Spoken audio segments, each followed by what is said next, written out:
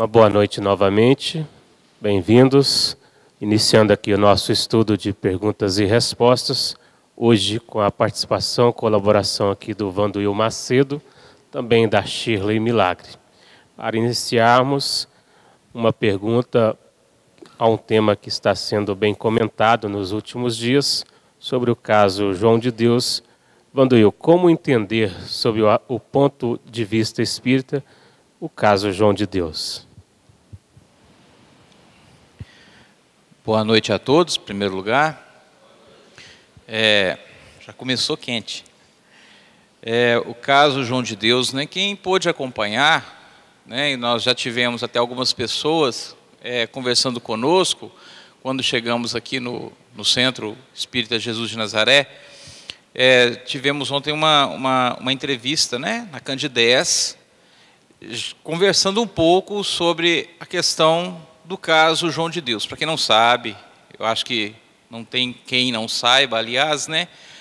João Teixeira é um médium conhecido da cidade de Abadiânia, em Goiás, e desde os 16 anos vem promovendo curas espirituais através de cirurgias, ele que não é médico, que não é formado, que é semi-analfabeto, ele vem promovendo cirurgias, cortando mesmo a pele, fazendo incisões com tesouras, com bisturis e canivetes, né?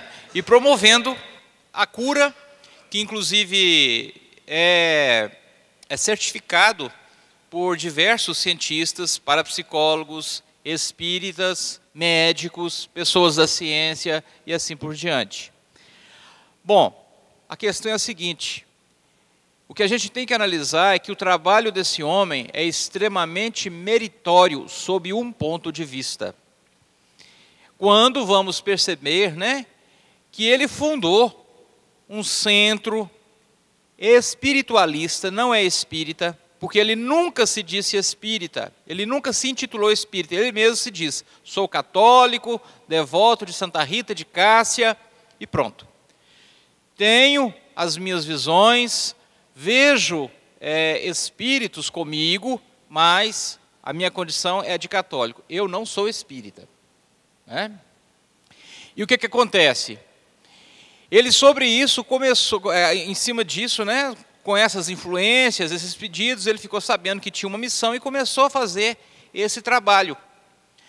E ali, em pleno coração do sertão goiano, ele começou a fazer um ponto, né, de encontro, onde também se fala sobre caridade, misericórdia, sobre Jesus, sobre vida após a morte, sobre o novo sentido que você pode se dar à vida, etc. e tal. Estou falando disso porque é muito fácil, não é? Depois que a onça é morta, já diz o ditado, né? Depois que a onça é morta, né, todo mundo é o caçador. Então, o que eu quero dizer é o seguinte, que houve realmente um lado positivo, que não justifica, não justificou e nem vai justificar o que está sendo noticiado nos jornais: abusos sexuais, questões de lavagem de dinheiro, etc, etc, que eu não vou entrar no mérito da questão, todo mundo já sabe, isso é noticiário, está em todos os jornais. Não justifica. Mas o que eu quero deixar bem claro é que isso não é um problema da mediunidade dele, isso é um problema do caráter, problema de berço, tem que ser tratado da cadeia.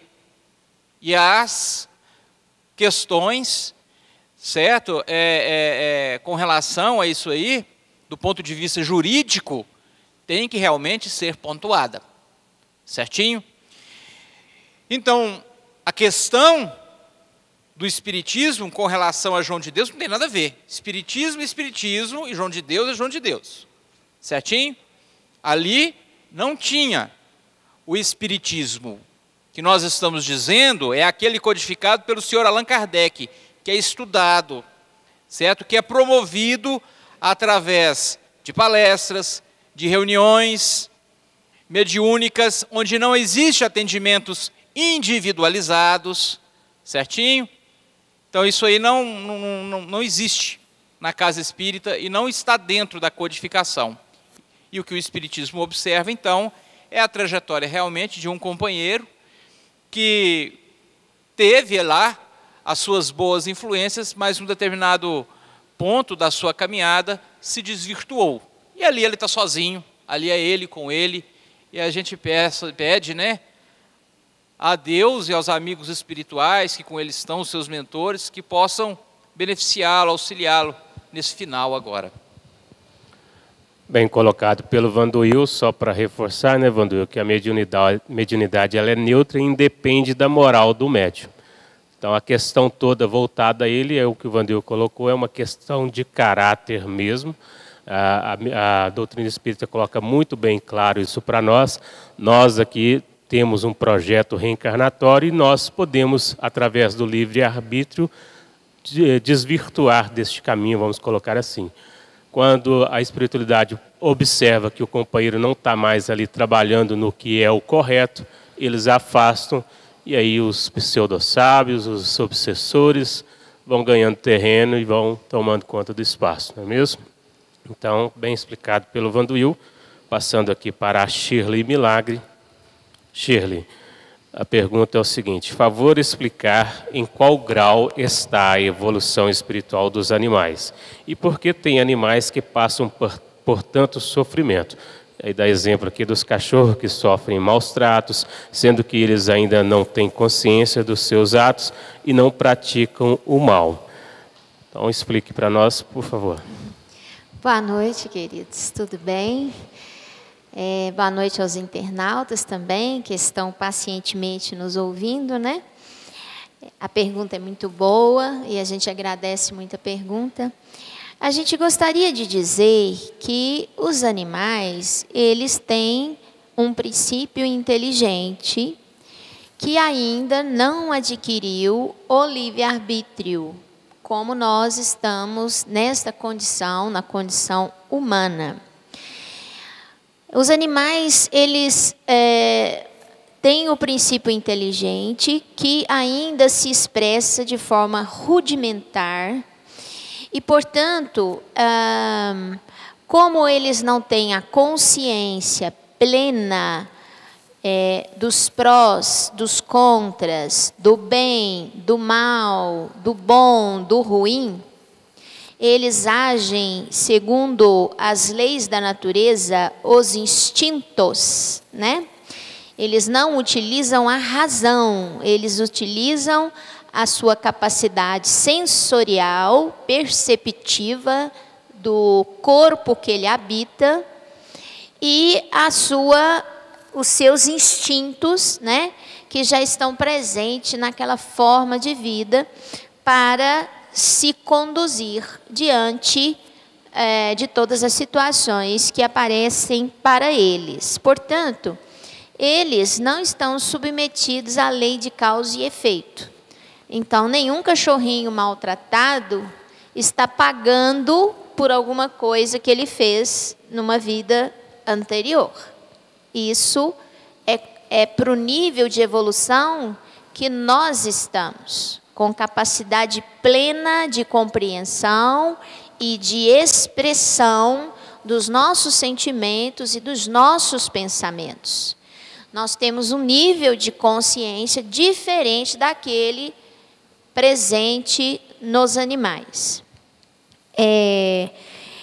Evidentemente que quando eles sofrem maus tratos, quando eles são extintos, quando eles sofrem algum tipo de agressão, a responsabilidade é de quem? É daquele que é o que tem a capacidade de pensar, de usar a razão, o bom senso, o sentimento aprimorado, que não toma suas decisões baseadas no instinto. Quem que é? Somos nós. Então, a responsabilidade dos maus tratos com os animais é inteiramente nossa, né? De cada um de nós, de quem pratica o maltrato e da sociedade. No nosso caso, a sociedade brasileira, que ainda não aprendeu a cuidar, né, dos animais, a zelar por eles. Então, eles não estão submetidos à lei de causa e efeito como nós estamos, mas eles estão ali seguindo a lei do progresso, permitindo então o princípio inteligente a experienciar as formas de vida rudimentares, para que esse princípio inteligente aprenda a lidar com máquinas mais aprimoradas, com cérebros mais desenvolvidos. Então, o princípio inteligente, ele passa pela fase dos animais até se tornar espírito. Ao se tornar espírito, para ele expressar tudo que é capaz no sentimento e na sua inteligência, ele precisa de uma máquina melhor. Então, a forma do animal já não atende mais às necessidades do espírito. O corpo mais desenvolvido para atender a essas necessidades da inteligência com livre-arbítrio é a nossa forma humana. Tá certo? A forma mais desenvolvida. Aí alguém vai falar assim, mas os animais parecem até ser mais desenvolvidos que o homem.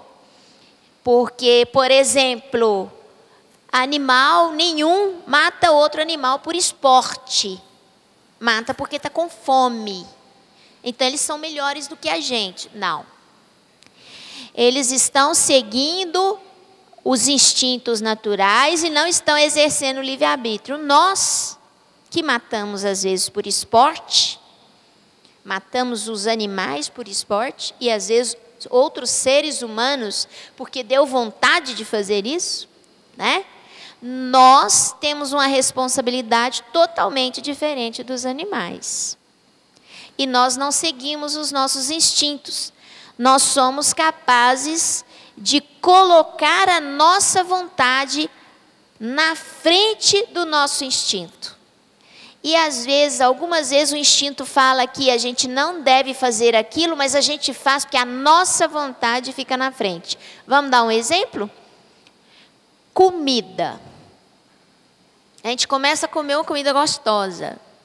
Chega um momento que o seu corpo instintivamente te avisa, está na hora de parar. Chega, né? Mas aí vem a minha vontade acima do instinto e eu continuo comendo e depois eu passo mal. Não é? Mas se fosse um animal, ele seguiria o instinto.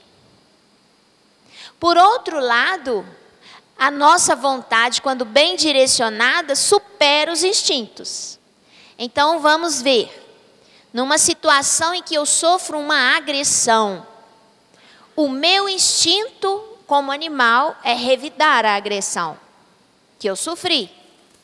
Mas aí entra a nossa vontade iluminada e bem direcionada em dominar aqueles instintos de preservação que nós já trazemos e colocamos ali um novo comportamento diferente dos animais, né? Isso é evolução. Isso é evolução. Então, os animais, eles estão numa condição que não tem livre-arbítrio e não estão submetidos à lei de causa e efeito e precisam ser protegidos por nós. Vanduil, como a doutrina espírita analisa a questão das cirurgias espirituais e qual o sentido da missão do médium José Arigó? Bom, questão das cirurgias espirituais é um assunto muito amplo, certo? Porque nós vamos analisar isso sobre 2 pontos de vista. Como está ligado, a pessoa está ligando uma pergunta à outra, né? Falando da questão da cirurgia espiritual e ao mesmo tempo perguntando sobre a missão do José Arigó. Eu estou entendendo que essa cirurgia espiritual é aquela onde existem cortes, né? Como a gente já colocou aqui o exemplo do João da Badiânia, incisão de canivetes, agulhas e tesouras, etc. Gente, A cirurgia espiritual, sob esse ponto de vista, é tão antiga quanto a humanidade, certo? Existem uma série de estudos antropológicos que nos trazem, inclusive, a história, relatos, certo? De pajés em tribos que, incorporados, faziam cirurgias, partos, e sem saber sobre nada do assunto. Mas existia ali uma interferência espiritual para que aquele povo fosse auxiliado, certo? E eram cortados, muitas das vezes, com lâminas de pedras, certo? Lâminas de pedras afiadas e tudo mais. E a pessoa, o índio ali no caso, né, o aborígene, ele ficava bem. Agora, quando isso acontece na atualidade, sob a forma, por exemplo, né, de um José Arigó, nós observamos ali, com certeza, um sentido espiritual nisso aí. Quem quer saber um pouquinho mais, inclusive, sobre a vida do José Arigó, uma pesquisa bonita, bacana de ser lida, leiam Arigó, do professor José Herculano Pires, certo? Um livro excelente, onde ele analisa realmente as cirurgias espirituais. Ele, que é José Herculano Pires, né, juntamente com alguns médicos, e vai ver ali uma idoneidade. Existe ali um direcionamento médico do mais alto valor. Um conhecimento, inclusive, que o Arigó não tinha. Ele era, vamos dizer assim, né, um homem do campo mesmo, certo? Um homem do campo, um leigo, né? Não tinha entendimento nenhum sobre esses assuntos. Mas o que a gente fica sabendo é que um dia aparece para ele um médico dizendo para ele que já viveu com ele numa reencarnação passada. O nome dele é Fritz, ele foi médico, viveu na Alemanha, morreu na Segunda Guerra Mundial e agora quer dar continuidade à missão dele, de curar pessoas através de cirurgias. Bom, Arigó, médium, vendo o espírito, se disponibiliza, no primeiro momento, com medo, e depois aceita isso como uma missão, e abre lá uma casinha onde ele vai atendendo pessoas, né? Ele é aqui de Congonhas, Minas Gerais, um pouquinho para frente de Belo Horizonte, certo? E ali ele faz esse atendimento. Gente, é uma missão muito bonita a desse companheiro, que depois veio a desencarnar num acidente automobilístico, certo? E o Arigó mesmo dizia que não era apenas o Dr. Fritz que agia através dele nessas cirurgias espirituais, e havia toda uma equipe espiritual, certo? E que, através dessas cirurgias, não queria trazer apenas a conhecimento do público que ali havia uma cura espiritual, que ali havia uma interferência de espíritos, dos ditos mortos, que continuam influenciando as nossas vidas. Não era só isso não. Era para deixar bem claro sobre a imortalidade da alma. E, para tanto, escolheu uma situação como aquela, certo? Que, de certa forma, é estarrecedora. Oh, meu Deus do céu, o cara não é médico, o cara é um agricultor, né?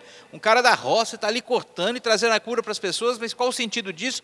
Bom, por detrás disso, existe uma outra inteligência ativa através do senhor José Pedro de Freitas, o Zé Arigó, né? Como ele era conhecido. Bom, gente, isso é espiritismo? Não. Cirurgia espiritual não é espiritismo. O senhor José Arigó, outro exemplo típico de médium, aqui, assumindo realmente a interferência da espiritualidade na vida dele, dizia, não sou espírita, embora tivesse lido o livro dos espíritos, mas era católico. Era católico e muitas das vezes foi procurado por padres, certo? Que queria conhecer, inclusive, um pouco mais do seu trabalho. E ele trazia até uma certa mágoa pelo fato da igreja fechar as portas, de certa forma, para ele, não reconhecendo naquilo ali, certo? Uma coisa, vamos dizer assim, do divino, de Deus. Enfim, pessoal, teve um sentido? Teve, demonstrando que havia ali uma espiritualidade, individualidades inteligência, zelando por todos nós, certo? Zelando por todos nós. É essa a missão, é esse o sentido do Zé Arigó, certo? E essas cirurgias espirituais é um caso à parte, um caso à parte. Um dito fenômeno, e não vou falar aqui claramente que é um fenômeno, porque existe uma explicação, como nós estamos vendo aqui, né? Uma explicação mediúnica, mas a questão é do José Arigó. Essas cirurgias espirituais, a Casa Espírita responde por elas? Não. As cirurgias espirituais, agora nós vamos falar sobre o segundo ponto de vista, que a Casa Espírita vai trazer para nós, é aquela cirurgia psíquica, certo? É aquela cirurgia vibratória, energética, são os passes, água fluidificada, a boa palestra, a boa palavra, o atendimento fraterno, certo? Uma conversa amiga, e por aí vai. Claro, pode ter a interferência espiritual, pode existir ali um companheiro que queira, um companheiro espiritual que queira trazer uma mensagem para ativar e motivar aquela pessoa para frente, né? Para que ela saia da sua mesmice, da sua depressão, da sua angústia, do seu medo. Claro que pode ter. Nos diz os espíritos, através de uma pergunta que Allan Kardec faz, os espíritos interferem nas nossas vidas? E os espíritos respondem, muito mais do que vocês pensam. Na realidade, eles vos dirigem. A todo momento existem individualidades, companheiros espirituais, conversando aqui no nosso ouvido, falando sobre a nossa vida, lembrando dos nossos compromissos que nós fizemos no mundo espiritual e agora estamos aqui para encontrar eles. E muitas das vezes nós dizemos, eu não vejo sentido na minha vida. Meu Deus, você veio para cá para fazer ele acontecer. É esse o sentido de você estar aqui encarnado, certo? Então, essa é a cirurgia espiritual que a Casa Espírita responde. E aí, eu recomendo a vocês ler um livro interessantíssimo, chamado Trilhas da Libertação. Trilhas da Libertação, do espírito Manuel Filomeno de Miranda, psicografado por Divaldo Pereira Franco, aonde ele vai nos dizer sobre a moderna medicina holística, sobre essa medicina vibracional, sobre essa realidade espiritual que age sobre nós e que necessita apenas da nossa conexão de fé, de oração, de prece, de recolhimento, reflexão. É entrar para dentro da sua casa íntima e perceber que você é um filho de Deus e que você merece ser curado, você merece ser tratado, você merece ser melhorado. E acreditar. E através do acreditar, otimizar-se através da sua vida, fazer diferente. Ajuda-te e o céu te ajudará. Então, isso é espiritismo, é ter o pé no chão e perceber que nós realmente podemos ter essa oportunidade, certo? De sairmos desse sofrimento e perceber que o mundo não é um vale de lágrimas. Mais do que isso, é um campo santo e educativo no qual nós estamos inseridos. Tá? Obrigado.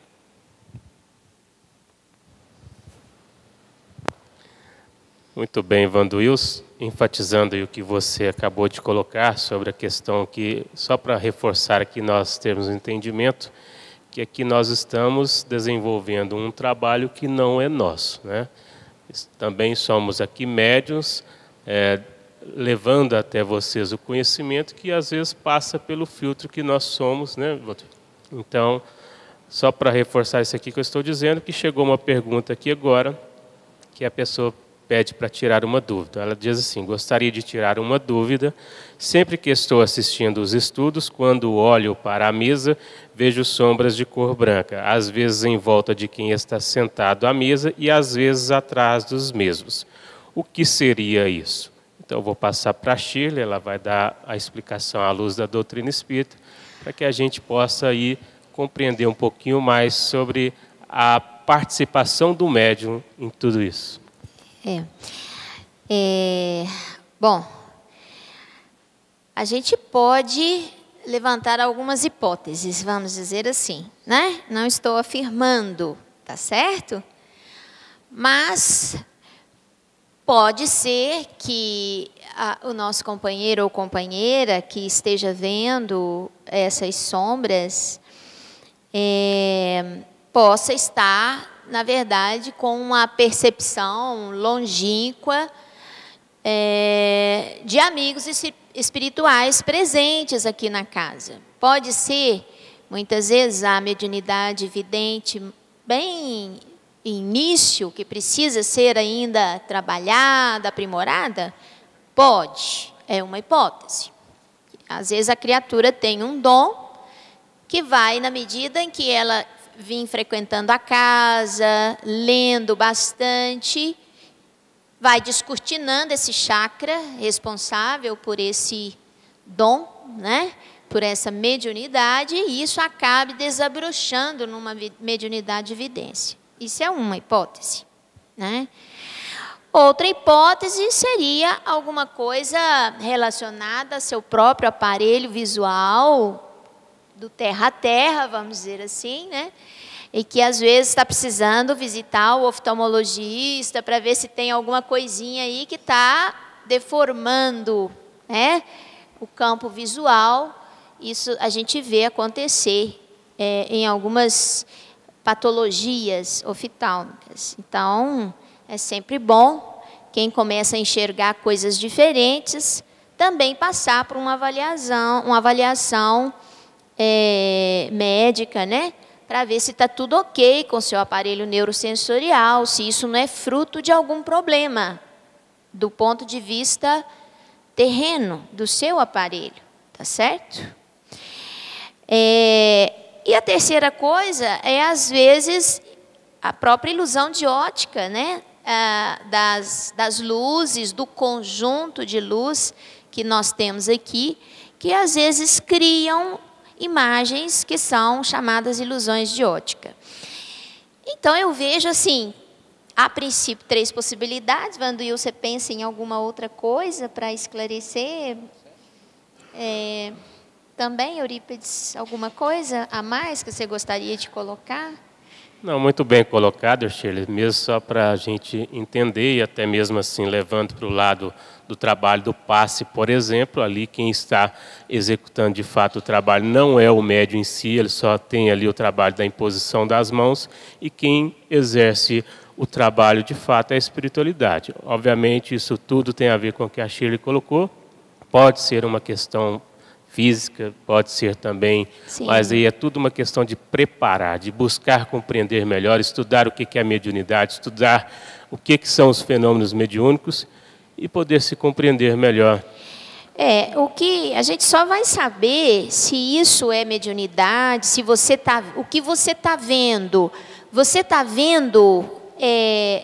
espíritos desencarnados, seria assim, como se fosse um desenho de um espírito desencarnado, né, que esteja aqui conosco, que aqui está cheio, óbvio, né? Só com o tempo, se for uma mediunidade de evidência, com a frequência à casa, com os passes, a água fluida e o conhecimento, isso vai se aprimorando e vai se definindo melhor para você, tá certo?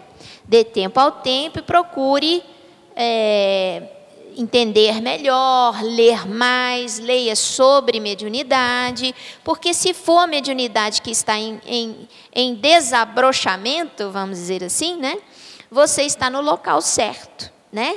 Nada melhor do que a casa espírita para te amparar, dar as mãos e seguir adiante com você.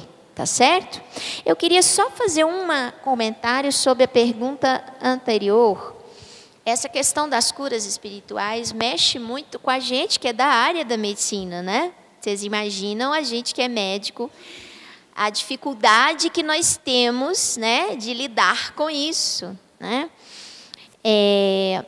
Eu gostaria de sugerir também o livro do Paulo Frutuoso. Ele esteve aqui, foi no Concede? No CETESP, porque eu participo de tudo e às vezes eu esqueço. O CETESP, ele esteve aqui, fez uma palestra maravilhosa. Eu li 2 obras dele, quero ler as outras, mas eu li A Medicina do Futuro e eu li A Face Oculta da Medicina. E quem tem interesse em conhecer como que esses mundos se interpõem e agem, eu recomendaria ler A Face Oculta da Medicina, porque ele é escrito primeiro por um médico, cirurgião, oncologista, vejam bem, né? Então, é alguém que entende do que está falando realmente, né? E que vivencia no seu dia a dia, na sua profissão. E ele faz relatos para a gente impressionantes, testemunhando tudo o que ele já viu, conta-nos como que aconteceu, mas tem uma coisa muito interessante que eu percebi na leitura dos 2 livros. Os mundos físico e espiritual estão em conjuntos, eles estão em conjunto, então estão interpostos. Entretanto, o mundo espiritual, a gente não consegue ter acesso a ele o tempo todo, e nem os espíritos conseguem ter acesso ao nosso mundo material, ao mundo material que nós estamos.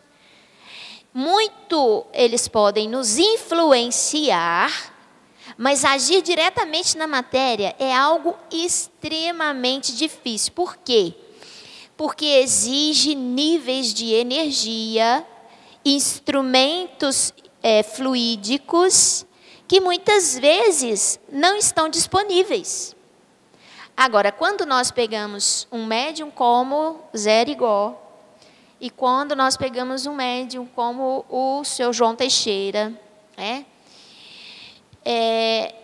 eles, na verdade, são vasos de fluidos vitais, né, de ectoplasmia, e que é o principal material utilizado pelos espíritos desencarnados para promover a sua atuação no mundo físico, né?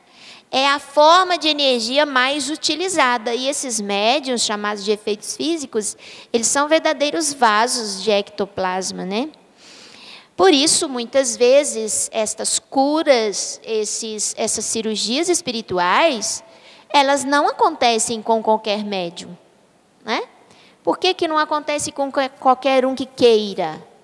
É porque realmente o nível de energia manipulado e utilizado pelas inteligências para obter a sua atuação no mundo físico é muito intenso. E vocês vão ver como que o Paulo traz isso para nós através da própria espiritualidade que vai orientando ele na medida que ele vai perguntando. Como nós somos curiosos, ele também, muito curioso, foi perguntando e a espiritualidade foi trazendo as informações que eram relevantes. A espiritualidade também não respondeu a tudo, isso é muito interessante, né? Porque eles sempre deixam uma reticência ali para a gente não perder nunca a busca do conhecimento, né? Muito bem, Shirley. Uma pessoa mandou a pergunta dizendo que o marido dela é alcoólatra e ela pergunta o que fazer, se isso é um karma dela ou um compromisso dela de estar com este marido alcoólatra. Bom, é uma questão delicada, certo? Essa questão de justificar tudo com karma e compromisso reencarnatório é muito reducionista. É uma forma de você colocar assim um ponto final na questão sem esclarecer nada. Espera aí, tem muita água para correr debaixo da ponte ainda. Então, quando a pessoa, essa irmã no caso, está dizendo, meu marido é alcoólatra, e percebo, né, aqui um desabafo, a primeira coisa que ela tem que entender é o que está acontecendo na relação dos dois, na vida dela, se tiver filhos, na vida da família, e a partir daí tomar uma diretriz, né? Tem que ser tomado uma posição. Vejam bem, nós tínhamos o caso de uma companheira que dizia para a gente, olha, meu marido é alcoólatra, mas agora eu sou espírita, graças a Deus está tudo resolvido. O que foi? Não, é porque eu tenho certeza, é um compromisso meu, e eu vou levar isso até o fim, eu vou resolver esse karma. Eu falei, não, calma aí, espera aí, o que está acontecendo? Você sofre com isso? Você está bem nessa relação? Não estou falando para ninguém separar não, viu gente? Estou dizendo o seguinte, é entender os dois lados. Porque dali a pouco, com 3 perguntas que eu fiz para ela, ela já estava chorando. Eu falei, eu não estou custando aguentar. É um sofrimento danado, não resolveu nada para mim. Eu falei assim, bom, então veja bem, o que acontece na sua vida? Ué, ele chega e me bate. Porque sai do serviço, bebe todas, chega em casa e acaba comigo. Aí eu falei assim, então peraí, ué. Então você tem que chegar para ele e conversar com ele. Aí ela virou para mim e disse assim, mas ele também é espírita. E falou que é meu karma. E ainda diz assim, olha, quando você casou, você sabia com quem você estava casando. Você sabia que eu bebia. Eu falei assim, alto lá. Aí eu já interferi. Eu falei assim, peraí. É hora de você chamar ele para uma boa conversa e dizer o seguinte, quando eu me casei, eu casei com o Senhor. Não foi com o seu vício. Não foi com o seu problema. Não foi com a sua dificuldade. Resolva-se, senão resolvo eu. Né? Então, quer dizer, olha só, é uma investida. A coisa tem que mudar. Não pode ficar só nessa não, porque aí ficou muito fácil. Ah, esse é meu problema, eu trouxe ele da reencarnação passada, agora está muito difícil. Na próxima, quando eu vier, eu resolvo. Não, senhor. Vai resolver agora, porque na próxima já é dever de casa atrasado para resolver. Então, vamos colocar cláusulas para esse companheiro. Ele é alcoólatra, é um vício, é uma doença. Né? E tem tratamento. Tem tratamento. Quando eu me casei com você, não com a sua doença. Então está aqui, a nossa vida. Você vai ter que resolver. Se resolver com isso, para que eu possa viver bem com o meu marido. Certo? Com o meu marido. Senão ficou muito fácil. Né? E atrás do alcoolismo tem o obsessor, atrás do obsessor tem o inferno, tem o demônio. Não, peraí, você responde por você. Os espíritos interferem na sua vida? Sim. De acordo com a sua sintonia, com a sua consciência, e quem direciona isso é o seu livre-arbítrio. Então, seja responsável por você. Então, o que eu digo para essa companheira é o seguinte, em primeiro lugar, que ela seja responsável por ela, pela sua felicidade, tá? Pela sua vida saudável, íntegra. E ele que seja responsável pela vida dele. E que ele não pise, né? Em solo alheio, porque coração de ninguém merece ser sapateado porque o outro está com uma doença, está com um vício, está com um problema, está com uma dificuldade, etc. Temos que nos entender a caminho, com certeza, mas é dentro do diálogo. Existe muito espaço para isso no mundo, muito, tá bom? É uma oportunidade bacana da gente crescer junto. Valeu.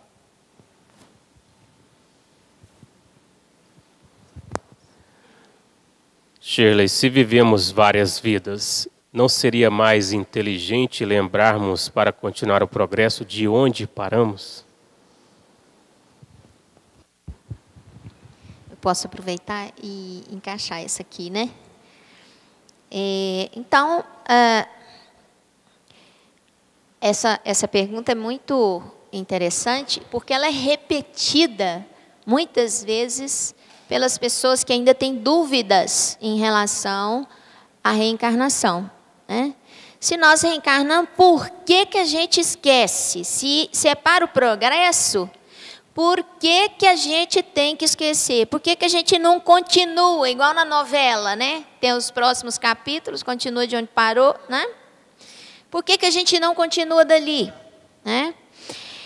E é muito interessante porque quando a gente vai ver nas obras espíritas e até no Evangelho de Jesus, ele nos traz que o objetivo da reencarnação é, sobretudo, a sua melhora como indivíduo, na sua ética, na sua capacidade de amar, na sua capacidade de se instruir, né?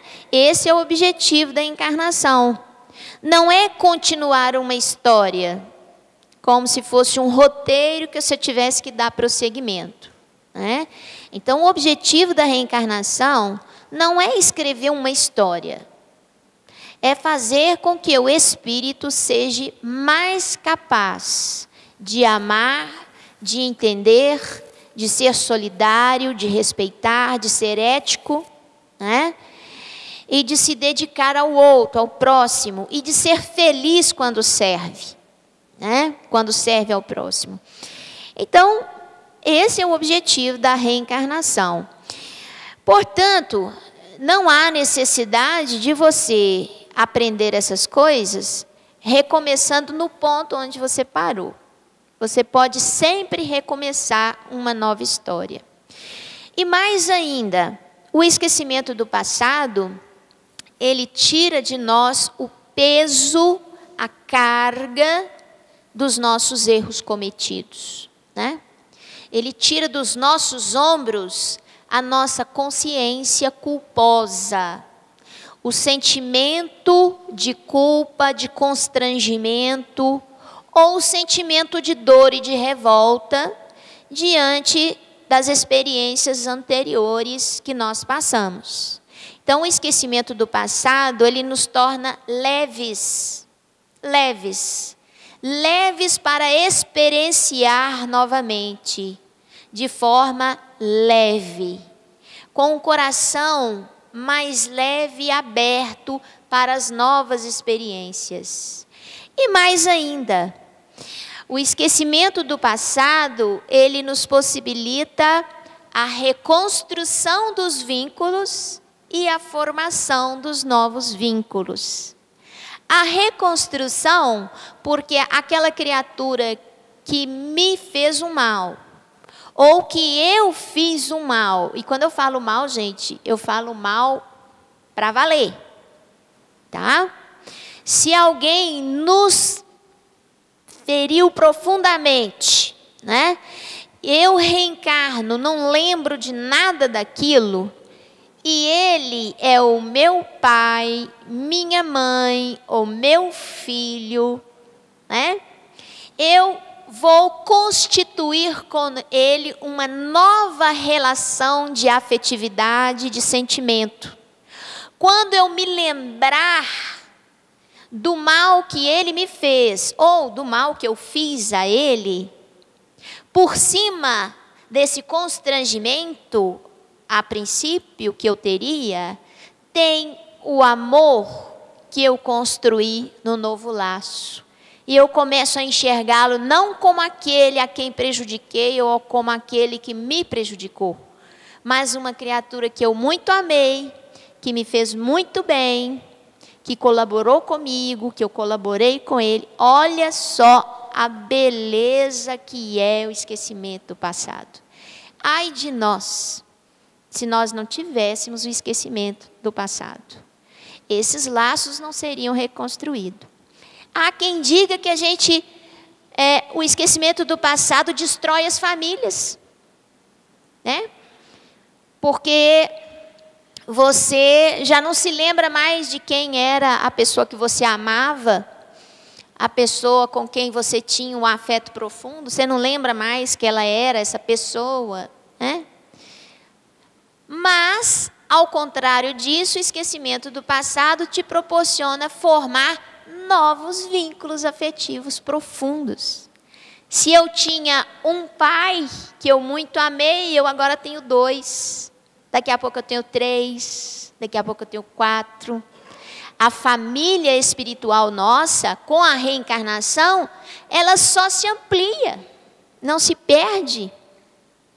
Porque ao desencarnar, nós vamos recuperando gradualmente, de acordo com o nosso preparo emocional, toda a memória das vidas anteriores, e vem junto dela todo o sentimento e o afeto que nós conseguimos construir. Portanto, a nossa família espiritual, ela é muito maior, né? E isso tudo graças à reencarnação.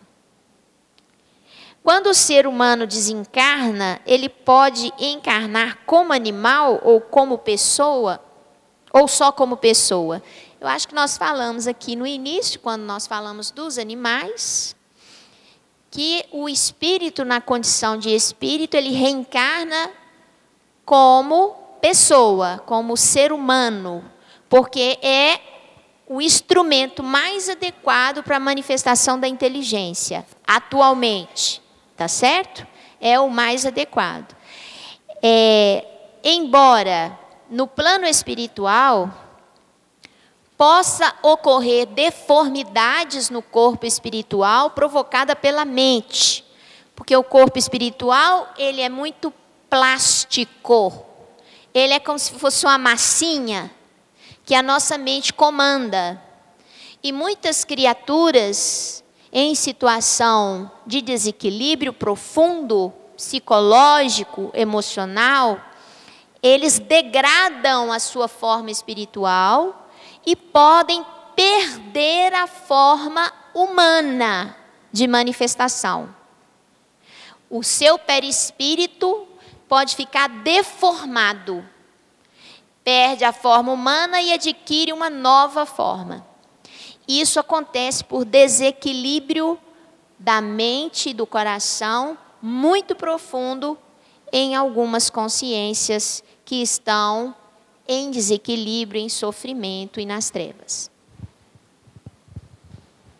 Muito bem, Shirley, Vanduil. Agradecemos os dois aqui, agradecemos a presença de todos até este momento com o nosso estudo espírita. Felizmente o nosso tempo acabou. Daqui a pouquinho nós teremos a palestra pública às 8 horas, hoje com o Vanduil Macedo, o tema Evangelizar é Viver. Até daqui a pouco.